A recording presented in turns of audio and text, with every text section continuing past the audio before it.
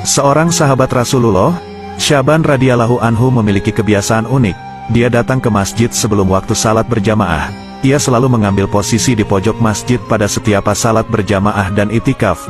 Alasannya, selalu mengambil posisi di pojok masjid karena ia tidak ingin mengganggu atau menghalangi orang lain yang akan melakukan ibadah di masjid. Kebiasaan ini sudah dipahami oleh semua orang, bahkan Rasulullah sendiri.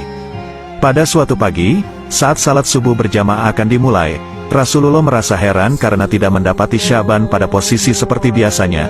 Rasul pun bertanya kepada jamaah yang hadir, apakah ada yang melihat Syaban? Tapi, tidak ada seorang pun yang melihat Syaban. Salat subuh pun sengaja ditunda sejenak, untuk menunggu kehadiran Syaban, namun yang ditunggu belum datang juga. Karena khawatir salat subuh kesiangan, Rasulullah pun memutuskan untuk segera melaksanakan salat subuh berjamaah. Hingga salat subuh selesai pun Syaban belum datang juga. Selesai salat subuh Rasul pun bertanya lagi, apakah ada yang mengetahui kabar Syaban? Namun tidak ada seorang pun yang menjawab. Rasul pun bertanya lagi, apa ada yang mengetahui di mana rumah Syaban? Seorang sahabat mengangkat tangan dan mengatakan bahwa dia tahu persis di mana rumah Syaban. Rasulullah sangat khawatir terjadi sesuatu terhadap sahabatnya tersebut. Rasul meminta diantarkan ke rumah Syaban. Perjalanan dari masjid ke rumah Syaban cukup jauh dan memakan waktu lama, terlebih mereka menempuh dengan berjalan kaki. Akhirnya, Rasulullah dan para sahabat sampai di rumah Syaban pada waktu salat duha. Kira-kira 3 jam perjalanan, sampai di depan rumah Syaban, beliau mengucapkan salam dan keluarlah wanita sambil membalas salam. Benarkah ini rumah Syaban? Tanya Rasulullah.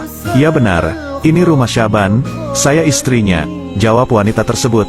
Bolehkah kami menemui Syaban, yang tidak hadir salat subuh di masjid pagi ini, ucap Rasul. Dengan berlinangan air mata, istri Syaban menjawab, beliau telah meninggal tadi pagi. Innalillahi wa inna ilaihi rajiun, jawab semuanya. Satu-satunya penyebab Syaban tidak hadir salat subuh di masjid adalah karena ajal menjemputnya. Beberapa saat kemudian, istri Syaban bertanya, ya Rasulullah, ada sesuatu yang jadi tanda tanya bagi kami semua, yaitu menjelang kematiannya dia berteriak 3 kali dengan masing-masing teriakan disertai satu kalimat. Kami semua tidak paham apa maksudnya. Apa saja kalimat yang diucapkannya? Tanya Rasulullah. Di masing-masing teriakannya, dia berucap kalimat aduh, kenapa tidak lebih jauh? Aduh, kenapa tidak yang baru? Aduh, kenapa tidak semua? Jawab istri Syaban. Rasulullah pun melantunkan ayat yang terdapat surah Kahf ayat 22. Sesungguhnya kamu berada dalam keadaan lalai dari hal ini, maka kami singkapkan daripadamu hijab yang menutupi matamu, maka penglihatanmu pada hari itu amat tajam.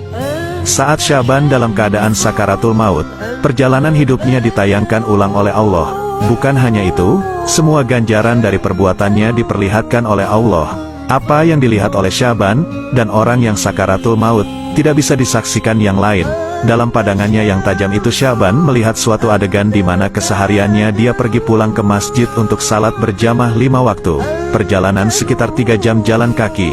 Tentu itu bukan jarak yang dekat. Dalam tayangan itu pula Syaban diperlihatkan pahala yang diperolehnya dari langkah-langkahnya ke masjid, ujar Rasulullah.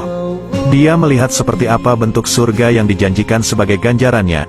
Saat dia melihat dia berucap, aduh mengapa tidak lebih jauh, timbul penyesalan dalam diri Syaban.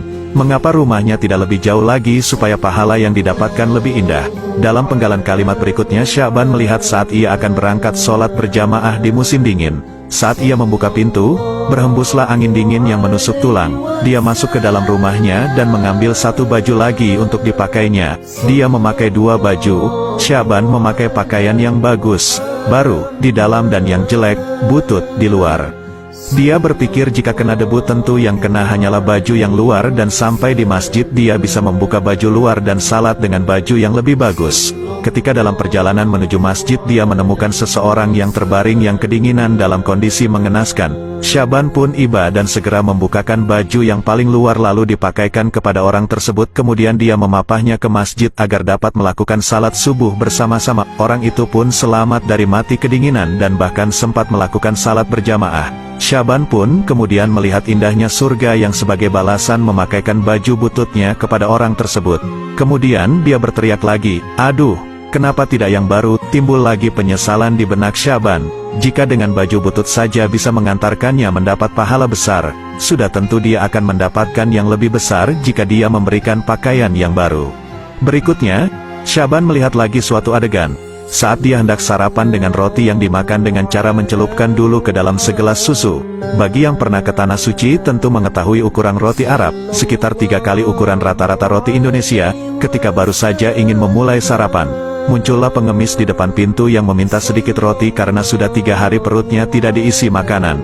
Melihat hal itu, Syaban merasa iba. Ia kemudian membagi 2 roti tersebut dengan ukuran sama besar dan membagi 2 susu ke dalam gelas dengan ukuran yang sama rata. Kemudian mereka makan bersama-sama. Allah kemudian memperlihatkan Syaban dengan surga yang indah. Ketika melihat itu pun Syaban teriak lagi, "Aduh, kenapa tidak semua?" Syaban kembali menyesal. Seandainya dia memberikan semua roti itu kepada pengemis tersebut, pasti dia akan mendapat surga yang lebih indah.